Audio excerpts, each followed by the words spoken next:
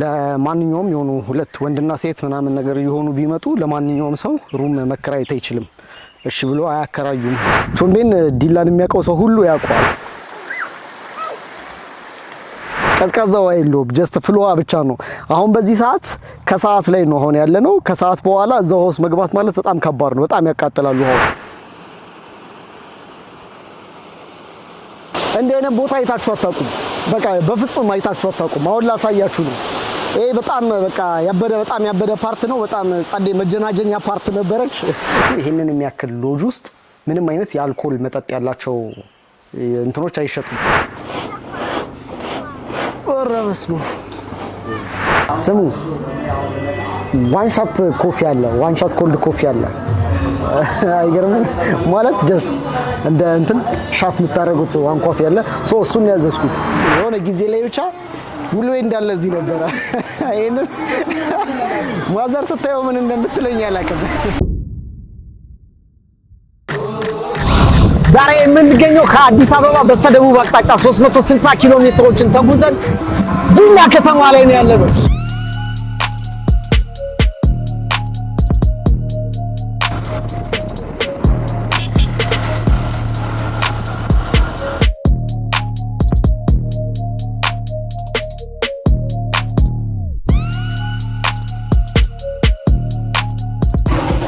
እንግዲህ ዛሬ ከኔ ጋር ዲላን እንጎበኛታለን በደንብ። ዲላ ውስጥ ያሉትን እያንዳንዷን ነገር ነው የምናያት።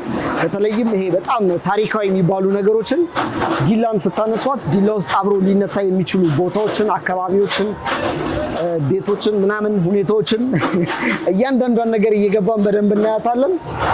አብራችሁን ብቻ ቆዩ።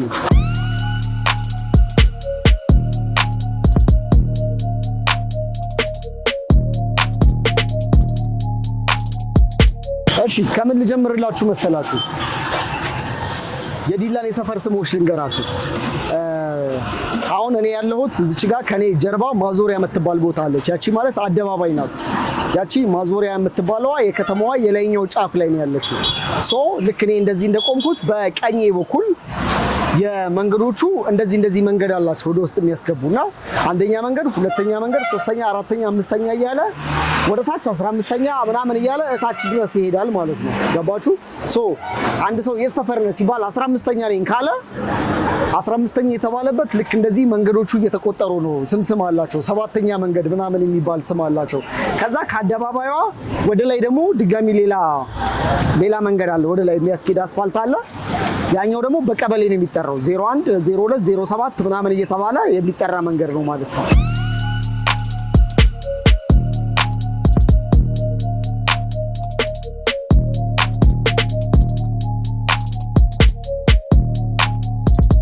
ዲላ ማለት እንግዲህ ጌዲዮ በሚባል ብሔረሰብ ውስጥ ከሚገኙ ከተሞች መካከል አንደኛዋ ከተማ ናት። በጣም ብዙ ከተሞች አሉ።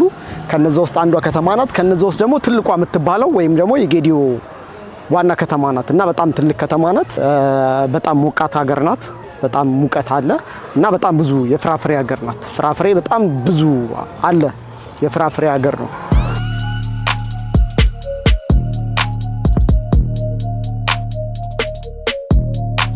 እሺ ማህበረሰቦች ሁሉ ጊዜ መጀመሪያ ዲላ ስትነሳ ዲላን የሚያውቃት ሰው ቀድሞ የሚያውቀው ወይ የሚያነሳው ነገር ምንድነው? ቾምቤ ነው። ቾምቤን ዲላን የሚያውቀው ሰው ሁሉ ያውቀዋል። ቾምቤ ማለት ከዲላ ገና ወደ ዲላ ላይ ከአዲስ አበባ ወደ ዲላ ስትመጡ ገና ዲላ ሳትገቡ መግቢያው ላይ ያለች ቦታ ናት። ይኸው እንደምታዩት እዛ ነኝ ያለሁት። መግቢያው ነው ይሄ። ገና ወደ ቾምቤ ማለት እዛ ስር ነው ያለው። ምንድነው ቾምቤ የምትሉ ከሆነ የተፈጥሮ ፍልውሃ አለ። የተፈጥሮ ፍልውሃ ነው ያለው። ላይክ ፍልውሃ በቃ ግን የተፈጥሮ ነው።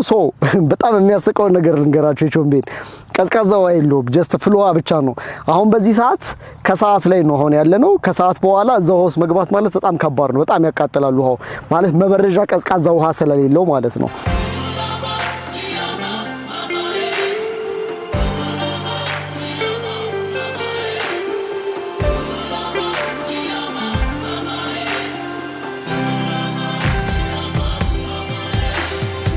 በዲላ ውስጥ ብቸኛ የመዋኛ ገንዳ የነበረበት ቦታ ቾምቤ ነበረ። የመዋኛ ገንዳ እዚህ ነበረ። እዚህ ማለት ከሰኞ እስከ ሐሙስ ድረስ ውሃ የሚቀየርበት ጊዜ ነው ታጥቦ። ከዛ ሐሙስ፣ አርብ፣ ቅዳሜ፣ እሁድ ነበረ የሚሰራው እናኛ ከሐሙስ ጀምሮ እስከ እሁድ ድረስ እዚህ ነበር እየዋኘን ማለት ነው ከጧት እስከ ማታ። አሁን ገንዳው እንደምታዩት ነው ባዶ ነው። አሁን ላይ አቁሟል አሉኝ። ያቆመበት ምክንያቱ ደግሞ ምንድነው ኮሮና የገባ ሰዓት ላይ ያው ኮሮና ሲባል የዛኔ ሴፍቲ ምናምን አልነበረ። በቃ የዛን ሰዓት ዋና እንዳይዋኝ ተባለ። ከዛ በኋላ በዛው ቀረ እና አሁን ለምንድን ነው ያልተጀመረው ብዬ ስጠይቃቸው የውሃ እጥረት አለ እና ከርሰ ምድር ገና የመቆፈር አይነት ሂደት ላይ ነው የመመለስ እድል አለው አይነት ነገር ብለውናል። እና በጣም ትልቅ ትውስታ ያሳለፍንበት ቦታ ነው። በጣም ትልቅ ትውስታ አልገባችሁም? ማይገባ ምናምን ሰው እዚች ጋር ነው ቁጭ ብሎ ምናምን ምሪንዳውን እየጠጣ የሚታዘባችሁ ማለት ነው።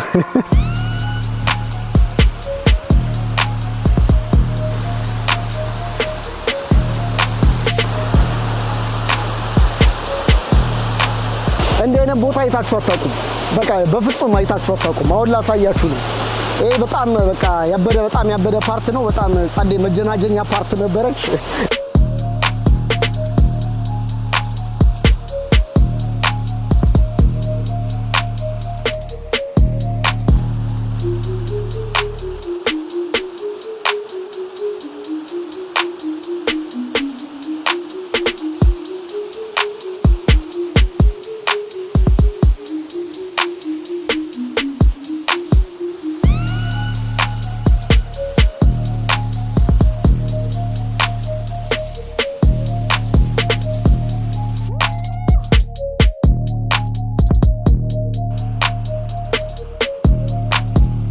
ቾምቤ ይሄንን ይመስላል። ፍልውሃ አለ በዛ በኩል እንዳልኳችሁ ፍልውሃው የተፈጥሮ ፍልውሃ ነው። መበረጃ የለውም። ጀስት እንደወረደ ፍልውሃ ነውና ሰዓቱን ጠብቃችሁ ነው የምትገቡት። መቼ ነው? ከሌሊት እስከ 2 ሰዓት ምናምን ድረስ ባለችው ውስጥ ኦሬዲ ቀዝቃዛ ስለሚሆን አየሩ ውሃው የዛን ያህል ጫና ያደርግባችሁም። ከዛ ደግሞ ማታ ከ12 ሰዓት ምናምን በኋላ ስትገቡበት የተሻለ ይሆናል። ከዛ ባሻገር ግን አሁን እኛ ባለንበት ሰዓት ከቀኑ 4 ሰዓት ወይ 5 ሰዓት ምናምን ጀምራችሁ እስከ 10 ሰዓት እስከ 11 ሰዓት ፀሐዩም ሀገሪቷ በጣም ሞቃት ስለሆነች እጅግ በጣም በቃ የሚለበልብ መቃጠል ነው። ችላችሁ መታጠብ አትችሉም። እዛ ጋር የፍልውሃ አገልግሎት አለ። ዋና ገንዳ ነበረ እንዳልኳችሁ። እዚህ ጋር ደግሞ በጣም ጸዴ መጀናጀኛ ቦታ ነበረች። ቾምቤ ይሄንን ይመስላል። ቀጥሎ ወደ ቀጣዩ የዲላ ፓርት እንሄዳለን።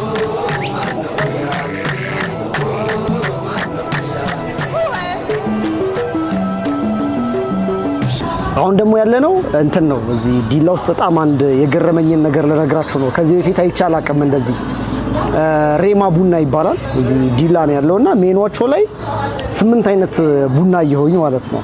ላይክ በነገራችን ላይ ላይክ ይሄ ጌዲዮ ክልል ሲባል ብዙ ጊዜ የምታውቁ ከሆነ የይርጋ ጨፌ ቡና ይባላል። የይርጋ ጨፌ ቡና ማለት ደግሞ በዓለም አቀፍ ደረጃ በጣም ታዋቂና ስታንዳርድ የሆነ ቡና ነው። ዲላና ይርጋ ጨፌ አንድ ዙሪያ ላይ የሆኑ ስለሆኑ ዲላ ውስጥ ስትመጡ የምታገኙት በዚሁ በጌዲዮ ክልል ውስጥ ከሚበቅሉት ወይ ከሚያፈራቸው የይርጋ ጨፌ ቡናን ታገኙታላችሁ ማለት ነው። አሁን ዲላ የይርጋ ጨፌ ቡና ነው። ግን 8 አይነት አለ። ላይክ 8 አይነት ስላችሁ 8 የተለያየ ቡና ሳይሆን ያ ቡና በ8 አይነት አፈላል ወይ በ8 አይነት አሰራር ተሰርቶ ማለት ነው። እዚህ ጋር ምን ይላል መሰላችሁ? ሬማ ስፔሻል ኮልድ ኮፊ ይላል። ከዛ ዋን ሾት ሬማ ስፔሻል ኮልድ ኮፊ ይላል። ብቻ እንደዛ በጣም ብዙ አይነት ቡናዎች አሉና እኔ በህይወቴ ኮልድ ኮፊ የሚባል ነገር ጠጥቼ አላውቅም። አይስ ኮፊ ሳይሆን ኮልድ ኮፊ፣ አይስ ኮፊ አይደለም፣ ጀስት ኮልድ ኮፊ ነው። ኮፊ ነው ግን ኮልድ ኮፊ ነው። እና 8 አይነት ቡና አለ። ከዚህ ውስጥ ለኔ አዲስ የሆነብኝን አንዱን እና ዝናስቲ አንዱን ቼክ እናደርገዋለን ማለት ነው። ስሙ ዋን ሻት ኮፊ አለ፣ ዋን ሻት ኮልድ ኮፊ አለ። አይገርምም? ማለት ጀስት እንደ እንትን ሻት የምታደርጉት ዋን ኮፊ አለ። እሱን ያዘዝኩት።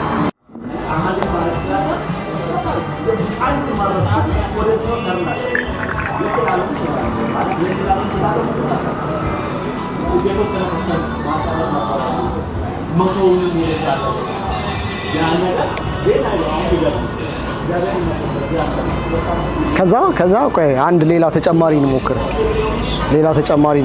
ይሄኛው ሞክረናል። የእንፋሎቱን ታመጪልኝና እንተ አብረ ጥሪልኝ። እሺ እንትናንም አይ እንትናን ጥሪ አቤኔዘር እንትን ያወራልኛል። ስለዚህ አይ ከእንፋሎት ጋር ይሄ ሲፎን እንፋሎትንና እሱ አንድ ላይ ነው።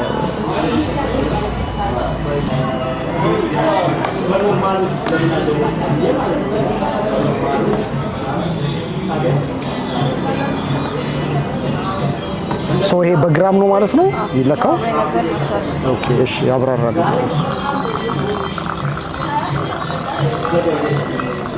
በቃ አትሙ አልሞላ በቃ ሶ ይሄኛው ሲፎን እንፋሎት ነው። ኦኬ በቃ ሶ 8 አይነት ቡና አለ። አይ ቲንክ ቡናው የቡና እንትኑ አንድ ነው መሰለኝ አይደል? የይርጋ ጨፌ ቡና ብራንድ ነው። ሶ አሰራራቸው የሚለያየው ማለት ነው። በተለያየ ጣዕም ማለት ነው። በተለያየ ጣዕም ይሆናል አሰራራቸው ስለሚለያይ። እስቲ የተወሰነውን አብራራልኝ። አሁን እኔ እዚች ጋር ሁሉንም ሞክሬ አላውቅም በእርግጥ ከጀበና ውጪ፣ ግን ለኔ በጣም ደግሞ አዲስ የነበረው ቀዝቃዛ የቤቱ ስፔሻል እና ሲፎን እንፋሎት ቡና ነው። ሶ ቀዝቃዛ ይሆንና ሲፎን ይሆንና ሶ ከቀዝቃዛው ጀምርና እሺ እስቲ የሆነ ነገር በለኝ። የይርጋ ጨፌ ቡና ላይ ነው የምንሰራው እና በተለያየ አይነት ጣዕም ሰዎች እንዲጠጡ ነው የምናደርገው። ሜኗችን ውስጥ ያሉ የቡና አይነቶች ቀዝቃዛ አለ፣ ትኩስ አለ፣ ቀለል ያሉ ቡናዎች አሉ፣ ወፈር ያሉ ቡናዎች አሉ።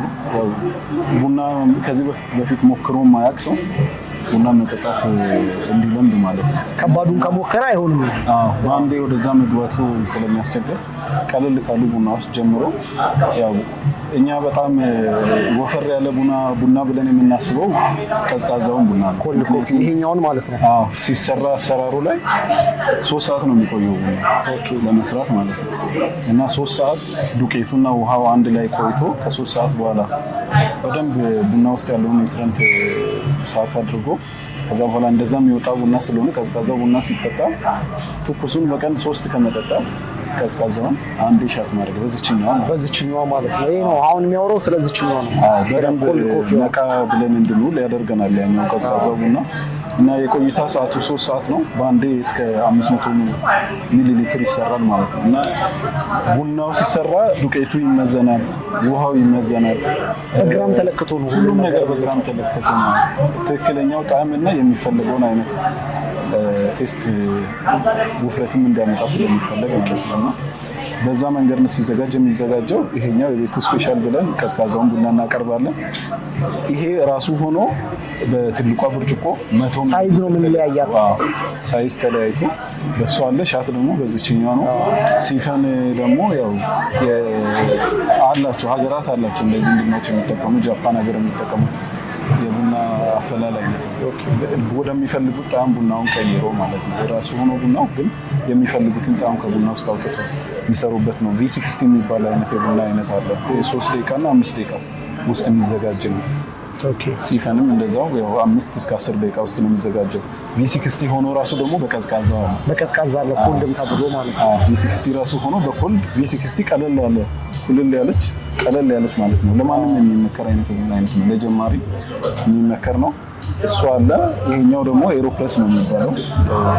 ተጨምቆ የሚወጣ ፕረስ ተደርጎ እዚህ በቡናውና በውሃው መካከል ጋፕ አለው። እሱ በፕሬሸር የተገፋ የሚሰራ አይነት የቡና አይነት ነው። የዚህም ቆይቶ 5 ደቂቃ ውስጥ ሊሰራ የሚችል ነው።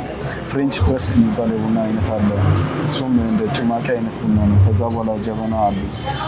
እንጀምራለን ደግሞ ብለን ፕላን ያደረግንባቸው እየተዘጋጀንም ያለንበት የቡና ድራፍት አለ፣ የቡና ጁስ አለ እና ይሄን ለማህበረሰቡ በደንብ ለአካባቢው ሰው ቡና የሚመረትበት አካባቢ ሆኖ ግን በቃ ቡናን በአንድ አይነት መንገድ ነው የሚታወቀው።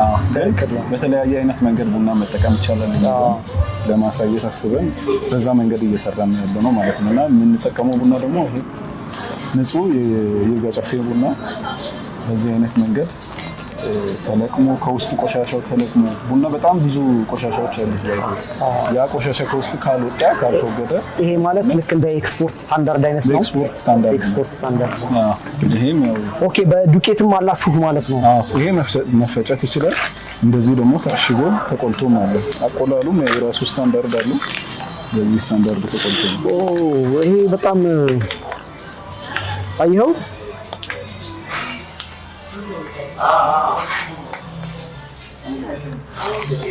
ሶ ላይክ ይሄንንም እናንተ ናችሁ በዚህ እንትን አሽጋችሁ እንትን የምትሉት? አሽገንም እናዘጋጃለን። እንግዶች ምናምን ሲመጡ ያው በጣም አሪፍ እና በዚህ መንገድ ይሰጣል ማለት ነው።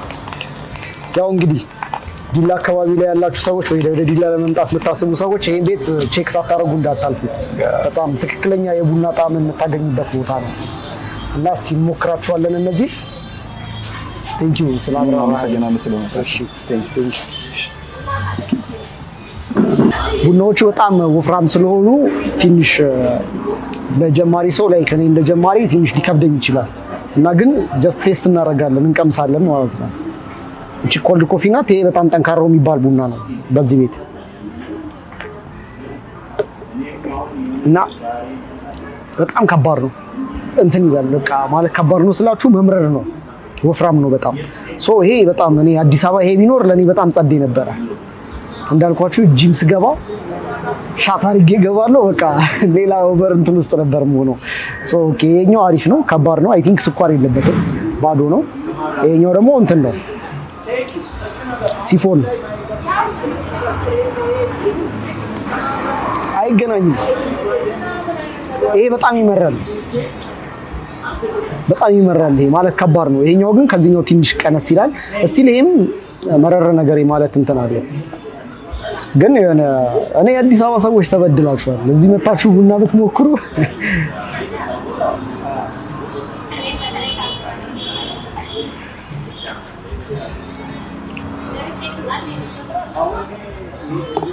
ሶ ይሄ በግራም ነው ተመዝኖ የሚሰጣችሁ። ይሄኛውም ጀስት በግራም ነው። እቺ ዋን ሻት ነው የምትባለው፣ ግን በግራም ደግሞ ተለክቶም አለ ከፍ የሚል በደንብ ቡና የቡና አምሮት ስላለባቸው በቀን 3-4 ምናምን ሲኒ የሚጠጡ ሰዎች ጀስት አንድ ይሄንን ከጠጡ በዝረራ ማለት ነው አለቀ።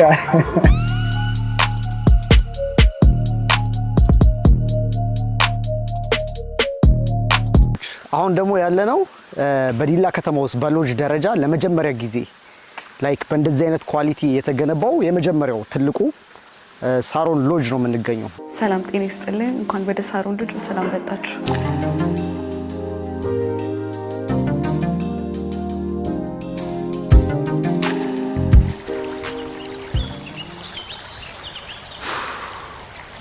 በጣም ነው የሚያምረው። በቃ ከመላችሁ በላይ በጣም ይጸዳል፣ ያምራል። የሆነ ጸጥታው ከዛ ደግሞ እንትን የተጠቀሙት ነገር ላይክ በደንብ ጫካ አለ። በጣም አረንጓዴ ጥቅጥቅ ያለ ጫካ ነው። ውስጡ መንገድ ያሉ ምናምን ነገሮች እና እዛ ጫካው መሀል ላይ የሆኑ ቤቶች አሉ። እነሱ ሩሞቹ ናቸው እና በቃ በጣም ነው የሚጸዱ አልኳችሁ። የሆነ የወፎች ድምጽ ነው የምትሰሙት ምናምን ነገር። ከዛ ወደ ላይ ወደዛ ወደ ተራራው አካባቢ ጋር ደግሞ ምናምን ጦጣዎች ምናምን ጉሬዛዎች ምናምን ነገሮች አሉ ምናምን ጀስት በቃ ተፈጥሮን በጣም የምታጣጠሙበት ቦታ ወይም ደግሞ ከራሳችሁ ጋር ትንሽ ሰብሰብ ማለት ስትፈልጉ እዚህ መጥቼ ስክሪፕት ብጽፍ አስበዋል ተስማ እና በጣም ጸዴ ነው። ብቻ ግን ያምራል። ሶ አሁን ወደዛ ጋር ዋና ገንዳ አለ። እዛማ ዋኛለሁ። እዛ ዋኛለሁ ነው እስቲ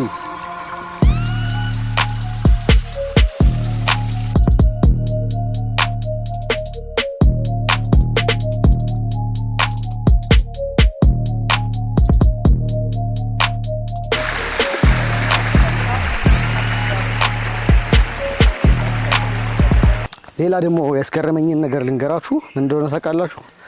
አሁን ሲነግሩኝ እዚህ ሩሞች አሉ ብያችኋለሁ ብዙ። ሶ ለማንኛውም የሆኑ ሁለት ወንድና ሴት ምናምን ነገር የሆኑ ቢመጡ ለማንኛውም ሰው ሩም መከራየት አይችልም።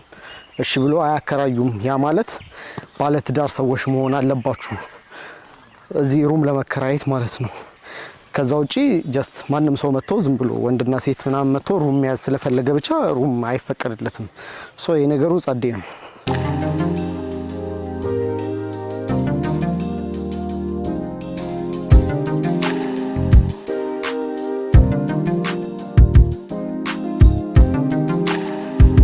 አሁንም ስቲል ሳሮን ሎጅ ነው ያለነው። በጣም ብዙ የሚያስገርሙ ነገሮችን እየሰማሁኝ ነው። ቀደም የሩሙን ነግሬያችኋለሁ አይደለ?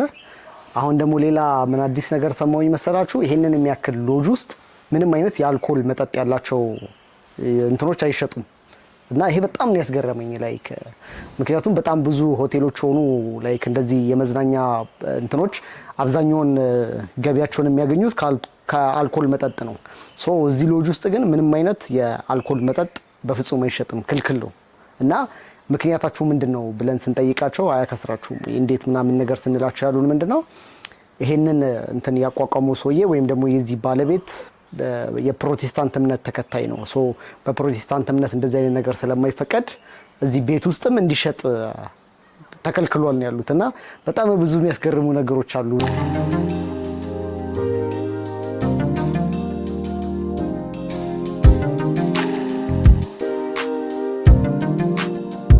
እንደነገርኳችሁ ይሄ ክልል በቡና በጣም የታወቀ ክልል ነው። የይርጋ ጨፌ ቡና ምናምን ነገር እንዳልኳችሁ ነው። ሶ እዚህ ጋር ይሄ እኛ ብዙ ጊዜ የምናውቀው እህል እንደዚህ ሲፈጩበት ነው አይደለ? የሆነ ሀገር ምናምን የት እንደሆነ ብቻ አላውቅም፣ እንደዚህ ይፈጭበታል። ሶ እዚህኛው ጋር ደግሞ እንደምን ይጠቀሙታል? እንደዚህ ይሄ ድፍን ቡናን እንደ መፈልፈያ አይነት ነገር ነው እና እንደ ማሳያ ነገር እንደ ምሳሌ እዚህ ጋር ተቀምጧል። እንደዚህ ትንበረከኩና ምናምን እንደዚህ ስትፈጩት ላይክ እየተፈለፈለ ወደዛ ጋር ይሄዳል። ከዚህ ጋር እያፈሳችሁ እዚህ ጋር ተስቀምጡና ምናምን ነገር ነው ማለት ነው። ሶ እንዋኛለን ነው ትንሽ ቦጭረቅረቅረቅ እንላለን፣ እንቦጫረቃለን፣ እንቀዝፋለን። ዋና በጣም ውስዋስ ነኝ ታውቃላችሁ አይደለ? ዋና በጣም የመዋኘት ውስዋስ ጥግ ድረስ ነው። አሁን ይዋኛል፣ ይቀዘፋል።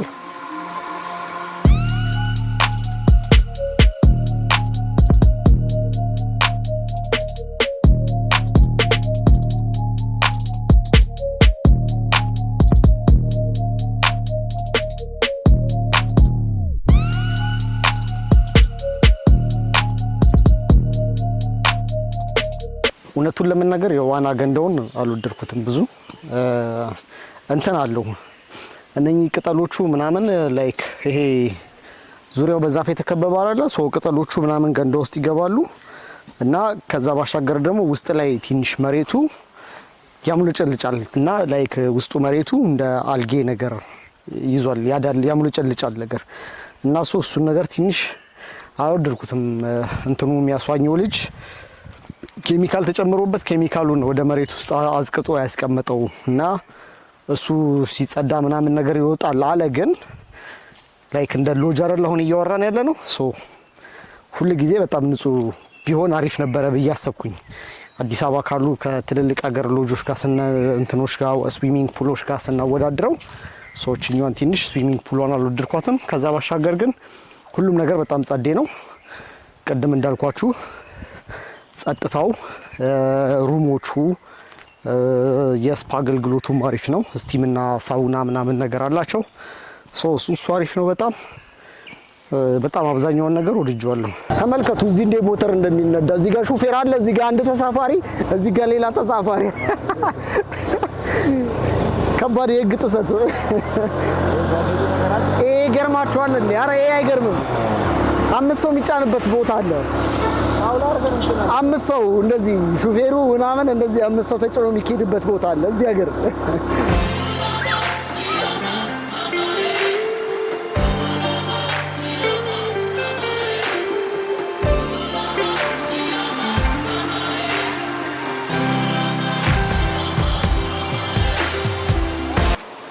አሁን ያለነው ደግሞ ይሄ በጣም ከባድ ትዝታ ያለበት ቦታ ነው። እዚህ ነበር የምንዋኘው። እኔ ዋና ለመጀመሪያ ጊዜ መዋኘት የለመድኩት እዚህ ቦታ ነበረ። እንደዚህ በጣም ድንጋይ ምናምን አልነበረም። ላይክ ይሄ እዚህ ድረስ ምናምን ነገር ውሃ ነበረ የዛን ሰዓት ላይ። ሶ ልብስ የሚታጠበው እዚህ ነው፣ ዋና የሚዋኘው እዚህ ነው። ኢቭን ውሃ በጣም ያስቸግር ስለነበረ ዲላ የሆነች ምንጭ አለች ለብቻ ተለይታ የምትወርድ እና ለቤት ደግሞ ከዛ ነበረ ተገዝቶ አይሚን በጀሪካን ተጭኖ በአህያ ሄደ የነበረው። እና በጣም የገረመኝ ነገር እስቲል አሁንም ድረስ ሰዎች ገላቸውን ይታጠቡበታል እዚህ ህፃናቶች ምናምን ነገር እስቲል አሁንም ድረስ ይዋኙበታል። እና በጣም ትልቅ ጸዴ ትዝታ ያለበት ቦታ ነው ይሄ ቦታ።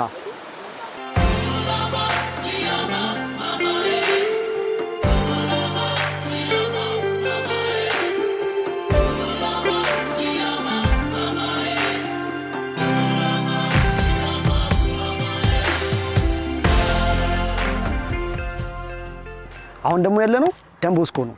ደንቦስኮ ማለት ከአዲስ አበባ ገና ወይም ደግሞ ከአዲስ አበባ አቅጣጫ ማለት ነው ዳይ ከሐዋሳ ምናምን ከዛ አቅጣጫ ገና ወደ ዲላ ስትገቡ የሚቀበላችሁ ደንቦስኮ ነው። ላይ ገና ስትመጡ አይናችሁ ውስጥ የሚገባው የደንቦስኮ ግቢ ይቀበላችኋል ማለት ነው።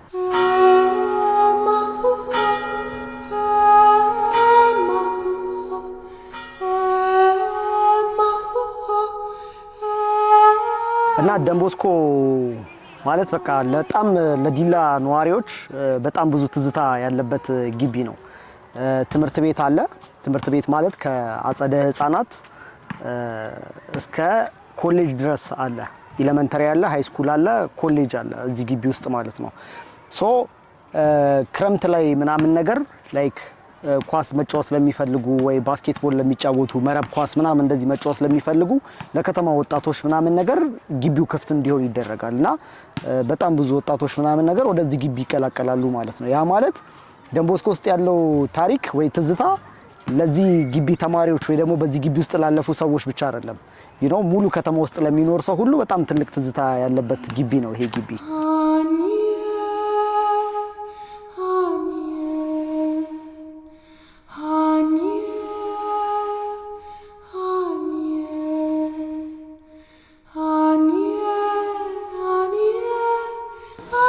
ወገን እንዴት ነህ? አማን ነው? ሰላም ነው? ወደ ግቢያችሁ ወተናል ዛሬ። እኔ ያደኩት እዚሁ ነው። ኦኬ፣ ያደኩት ማለት ከልጅነት ጀምሮ እዚህ ያደከው? ከልጅነቴ ጀምሮ ተወልጄ ያደኩት እዚህ ግቢ ነው ማለት ይቻላል። ማለት እዚሁ አካባቢ ነው የኔ ቤት። ከዚህ በታች በኩል የሲስተሮች ግቢ አለ። ከሲስተሮች በታች በኩል የኛ ቤት ይኖራል ማለት ነው። ሰፈር ነው። እንትን አላቸው እዚህ ምንድነው የኪነ ጥበብ ምናምን ቲያትር ላይ ሙዚቃ ላይ ምናምን? አሁን ላይ ትንሽ እንትን ነው፣ ግን በፊት በጣም አስታውሳለሁ። አሁን ለምሳሌ አሁን በእግር ኳሱ ብትወስድ በአርቱ ብትወስድ በጣም ዘርፈ ብዙ ነው ደንቦስኮ እንደምታውቀው። እና አሁን ለምሳሌ በእግር ኳሱ ብንወስድ በጣም ታዋቂ ብሔራዊ ቡድን ደረጃ ላይ የሚጫወቱ እና አስቻለው ታመነ እና ጌታነህ ከበደ እና ሌሎችም አሉ በጣም ብዙዎች። አሁን እነ ጌታነህ ከበደ ከዚህ ነው የወጡት። አሁን እዚህኛው ሜዳ ቅድም ያየነው ሜዳ ላይ እዛ ነው ሲጫወቱ ያደጉት። እኛም ያው እዛ ላይ የተጫወተን ያደግነው እና በአርቱ አሁን ደግሞ በኪነ ጥበቡ ምናምን እንትን ብትል አሁን እና አስመላሽን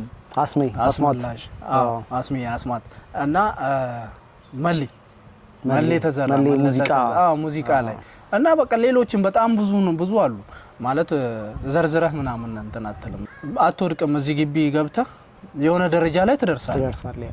ጥሩ ማንነት ገንብተህ ምናምን ነገር ነውና ደስ የሚል ነገር አለ። ሶ አሁን ለምንድን ነው አሁን ይሄ የኪነ ጥበብ ምናምን የሚባለው እንትን አሁን ቀረ ወይስ? አሁን ትንሽ አለ። አሁን ለምሳሌ ዳንስ ግሩፕ አለ። አሁን የዳንስ ግሩፕ አለ። ሬጉላርሊ እዚህ መጥተው ቅዳሜና እሁድ ከክላስ ሰዓት ውጪ እዚህ ይሰራሉ፣ ትሬኒንግ ያደርጋሉ። ፕሮግራሞች ሲኖሩ በዞን ደረጃ የሚሆን የተለያዩ አይነት ፕሮግራሞችን እንትን እያሉ የተጠሩ ሄደው እዛ ይሰራሉ። ዳንሰሮች አሉ። ቲያትር ምናምን አሁን ትንሽ ቀዝቅዟል፣ ግን የተወሰኑ ልጆች አሉ የሚሰሩ። እኔም እዛ ውስጥ አለው። ሙዚቃ የተወሰነ እንቅስቃሴ አለ፣ ግን አሁን ላይ ትንሽ የተዳከመ ነው ያለው። በዚህ አጋጣሚ ጥሪ ማስተላለፍ ይቻላል። አራው በደንብ ይቻላል። እዚህ ደንቦስኮ ላይ ያደጉ ተጽዕኖ ፈጣሪ የምንላቸው ልጆች ሊኖሩ ይችላሉ፣ አሁንም አሉ። ግን እንደዚህ ፓስ ፒፕልስ ኦፍ ደንቦስኮ ክረምት ሁል ጊዜ ሰመር ቱጌዘር ፕሮግራም አለን እና የክረምት ፕሮግራም አለ፣ ኦራቶሪ አለ፣ ኤዱኬሽን አለ፣ የተለያዩ አይነት ፕሮግራሞች አሉ። እዛ ላይ መጥተው የራሳቸውን አሻራ ቢያሳርፉ በዚሁም ያው ጥሪውን አስተላልፋለሁ ማለት ነው እና ይጓጓሉ ብዬ አስባለሁ። አዎ በደንብ ለምሳሌ ምናልባት አሁን እኔ እዛ ሆናችሁ ይሄንን ቪዲዮ የምታዩት ከሆነ ብዙም ስሜት ላይ ሰጣችሁ ይችላል። ቦታው ላይ መታችሁ ስታዩት ግን የድሮ ነገራችሁ ነው የሚቀሰቀሰው። በቃ በጣም ትልቅ ትዝታ ይቀሰቀሳል።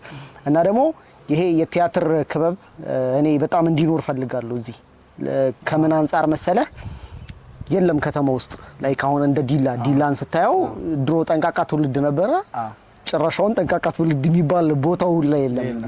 ሌላ ነገር ተገንብቶበት ምናምን ያለውና ኦሬዲ እኔ ይሄ ግቢው ለምንም ነገር በጣም ምቹ በጣም ብዙ ነገር ማስደረግ የሚችል ነውና ላይክ እናንተም የሆነ ነገር መንገዱን ብትጀምሩት ከዛ በኋላ እንደተባለው ቢያንስ በየሆነ ጊዜው እንኳን አንድ ጊዜ እነዛ አሁን ቅድም የጠቀስናቸው እናስሜ ምናምን አንዴ እንኳን ሲመጡ የሆነች ነገር ጣል እያደረጉ መሄድ ቢችሉ ቢያንስ እየጎበኛቸው ቢሄዱ የሆነ አሪፍ ደረጃ ላይ ይደርሳል ብዬ አስባለሁ።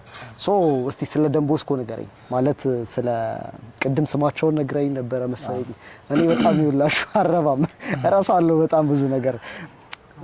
ሴንት ጆን ቦስኮ ብዙ አረሱ። እስቲ ስለሳቸው ንገረኝ። ዶን ቦስኮ ብለን የምንለው ሰው የዚህ ግቢ ወይንም የሳሊጃ ማህበር የማህበሩ መስራች ነው። የሆነ ህልም ያያል አውሬዎች መሃል ውስጥ ምናምን ነገር ሆኖ ምናምን ድሮ ታሪኩን ታስታውሱ እንደሆነ ነገር ህልማየ በህልሙ ምክንያት ተነስቶ ይሄንን ማቋቋም አለብኝ ብሎ አሰበና ማርያም ተናገረችው ማለት አሁን ሲደባደቡ ምናምን ነገር ያይ ነበረ በህልሙና ከዛ ከሚደባደቡት አሁን ከአውሬዎቹ ምናምን ነገር ከአውሬዎቹ ሰውን ሲያድን ምናምን ነገር ነው ያየው ማለት ነው። እና ያ ማለት ከመጥፎ ነገር ወጣቶችን ማውጣት እንዳለበት ምናምን ያንን ሚሽን ተቀበለ ማለት ነው። የዛን ሰዓት ያንን ሚሽን የተቀበለው ከማርያም ማለት ነው። ከዛም በኋላ ሞር ስፒሪቹዋል የሆኑ ነገሮችን ነው ማስፋፋት የጀመረው መጀመሪያ። ከዛም በኋላ ብዙ ወጣቶችን ማፍራት ይጀምራል። ከዛ እያለ ከአገር ወደ ተለያዩ የሀገራቶቹ ተቋቋመ። ዓለም ላይ አሁን በጣም ብዙ ብራንቾች አሉ። እንደ ሀገራችን እንኳን ሲታሰብ በጣም ብዙ ቦታ አለ። በጣም ብዙ ቦታ ከአዲስ አበባ ጀምሮ ከማል አዲስ አበባ ጀምሮ አራቱንም አቅጣጫ እንትን ብትፈልግ ዶን ቦስኮ የሚለው ስም ሁሉም ጋር አለ። ስሙ እንደዚህ አይነት ጆተኔታችሁ ታውቃላችሁ? በጣም ረጅም ነው። በጣም ብዙ ላይክ ስንት ሰው? ስድስት ሰው ነው እንደዚህ ተቆሞ የሚጫወተው። እኛ የምናውቀው ትንሽዬዋ ናት አይደለ? ከዚህ ከግማሿ ወደዚህ ነገር ናት እና በጣም ረጅም እንትን ለመጀመሪያ ጊዜ ነው እኔ ሳይ እንደዚህ። እቺኛዋ እንትን ናት የሲስተሮች ግቢ ናት። የሲስተሮች መኖሪያ ቤት ናት። እዚህ ሲስተሮች አሉ። ቆይ አጋጣሚ ካገኟቸው ቀርጬ አሳያቸዋለሁ። ሲስተሮች አሉ። አሁን በካቶሊክ ሲስተር የሚባሉ አሉ አይደለ? እንደዚህ የሚሸፋፈኑት ምናምን ነገር ይሄ የነሱ መኖሪያ ቤት ነው። በቃ እዚህ ውስጥ ነው አባ የሚባሉ ቄሶቹ በእነሱ ማለት ነው። ሲስተሮች ምናምን ግቢያቸው ምናምን እንዳለ እዚህ ውስጥ ነው መኖሪያ ቤታቸው። ወደ ቤት ሄዱ ሲባል አሁን ከቢሮ ወደዚህ ጋር ነው። እሺ ህዝቦች የዶን ቦስኮ ቆይታችንን ጨርሰን አሁን ደግሞ ወደ ሌላኛው ቦታ ልንወጣ ነው። እዚህ ያለው በቃ በጣም ብዙ ትዝታዎች ተቀሰቀሱ። በጣም ብዙ ነገር ታሰበ፣ ናፈቀን። አሁን እዚህ በሚኖሩ ሰዎች ቀናን። በጣም ግቢው ደስ ይላል። በጣም ጸጥ ያለ ነው ምናምን ነገር እዚህ ውስጥ መኖር ምናምን ደስ ይላል። ስሙ በጣም ከባዱን ትውስታ ልንገራችሁ። ይሄ ወደ ግንብ ገበያ አካባቢ ነው እና ሰባተኛ ይባላል። ይሄ መንገድ ሰባተኛ ይባላል። እቺ አካባቢ ምንድነው ፊልም ቤት ናት፣ ቪዲዮ ቤት ናት። እና ድሮ በተለይ እኔ ከሆነ ጊዜ በኋላ ምናምን የሆነ ጊዜ ላይ ብቻ ሙሉ እንዳለ እዚህ ነበር። አይነ ማዘር ስታየው ምን እንደምትለኝ አላውቅም።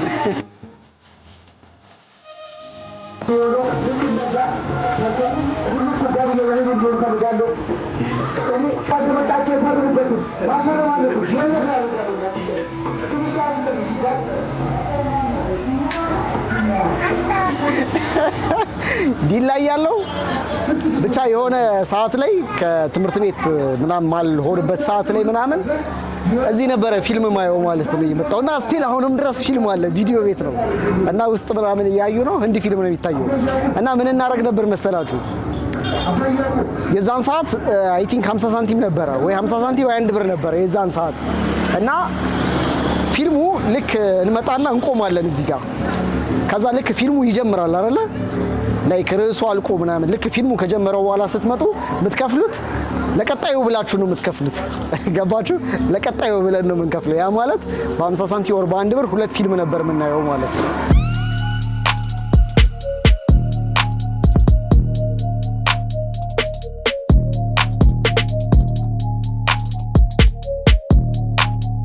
አሁን ያለነው የዲላ ውስጥ በጣም ትልቁ የገበያ ማዕከል ግንብ ገበያ ነው የሚባለው። ልክ እንደ አዲስ አበባዎቹ ስታዩት እንደ መርካቶ ኦር እንደ ሾላ ምናምን ነገር በጣም ትልቁ የሚባለው የገበያ ማዕከል ግንብ ገበያ ይባላል። እና ግንብ ገበያ የዛኔ የተባለው እንዴት መሰላችሁ? ከተለያየ አቅጣጫ ዝግ ነው እና የሆኑ መግቢያ መንገዶች ነበሩት ነገር ነው። እና አሁን በጣም ተቀይሯል፣ ከመላችሁ በላይ ተቀይሯል። ላይክ እንደዚህ አሁን ፎቆች ሆነዋል፣ ውስጡ ኮብልስቶን ሆነዋል ምናምን። የዛኔ እንደዚህ አልነበረም። የሆነ ብቻ ውስጥ ለውስጥ የሆኑ ቀጫጭን መንገዶች ምናምን ነገር ነበሩ። በቃ በዛ ውስጥ ነበር እንደዚህ ሹልክ እያላችሁ የምትሄዱት። በጣም ግርግር ነበረ የዛን ሰዓት። አሁን ግን ብዙም ግርግር ምናምን አይታየኝም። አብዛኛው ወደ ህንፃ ተቀይሯል። ውስጡ ምናምን ኮብልስቶን ነው እና የዛን ሰዓት የነበሩት እነኚህ የዳስ ቤቶች ምናምን ነበሩ። አሁን እነሱ ህንፃ ውስጥ ገብተዋል ምናምን። የተወሰነ ዞር ብዬ ለማየት ሞከርኩኝ ውስጡን። ያው የሆነ ያኔ እኔ የማውቀው አይነት ድባብ አይደለም አሁን ያለው። ግንብ ገበያ ስሙን ይቀር እንጂ እንትኑ ምናምን ፈራርሳ ማለት ተቀይሯል በጣም። ይሄ ነገር ለአዲስ አበባ ሰዎች በጣም አዲስ ነገር ነው ማለት ክፍለ ሀገር ላይ በጣም ብዙ አለ።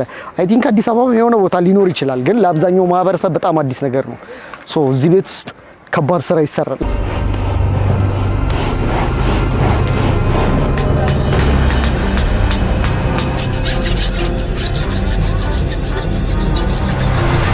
ምንድነው የምንሰራው አሁን? ይኸው ቢላዋ ሰዓት ላይ አድርጌ ከጋለ በኋላ ቀጥቅጬ ሞርዛ። አዲስ ቢላዋ ነው ወይስ ገና የሚታደስ ቢላዋ ነው? አሁን የሚታደስ ነው።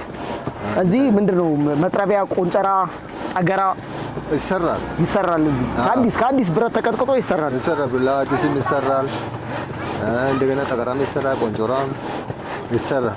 ይኸውላችሁ እዚች ጋር አሁን ከሰላለ እሳት ምናምን ነገር ተደርጓል። ይሄ ንፋስ ነው። እንደዚህ ወናፍ ነው። ወናፍ እንደዚህ ታረጉና ወይ እጃችሁን እንዲከፍቱና ሳብ አድርጋችሁ ትዘጉታላችሁ። ከዛ ስትጫኑት በዛ በኩል ንፋስ ትወጣለች ማለት ነው እና ቢላዋውን በጣም ያግለዋል። አቀማመጡ ነው የማልችለው። እዚህ ጋር ይቀመጣል። እሺ እጃችሁን እዚህ ጋርና እዚህ ጋር ትከታላችሁ እንደዚህ። ይሄ እዚህ ጋር ይገባል። ይሄም ልክ እንደዛው እንደዛ ትይዛለህ። ከዛ ያው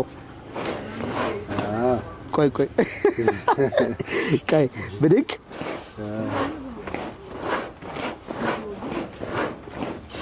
እንደዚህ ልቀመጥ። አቀማመጡን ነው ማልችለው። ቁጥጥ በል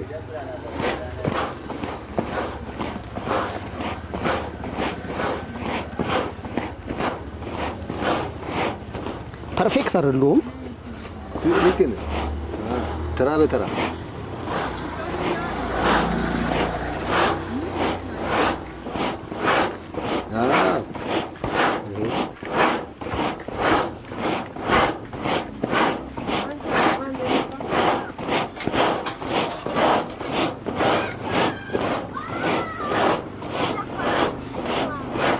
በስመ አብ። ኧረ ስፖርት ነው፣ በጣም ከባድ ስፖርት። ኧረ ተመልከት ልምድ።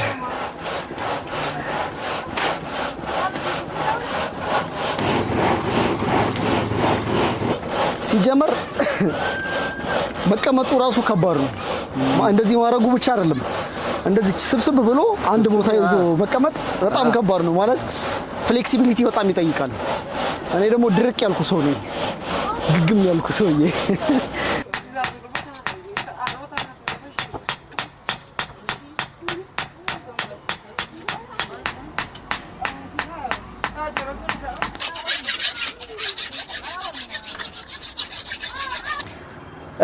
አሁን ደግሞ ያለነው ላይክ ዲላ ነው እየጎበኘን ያለነው።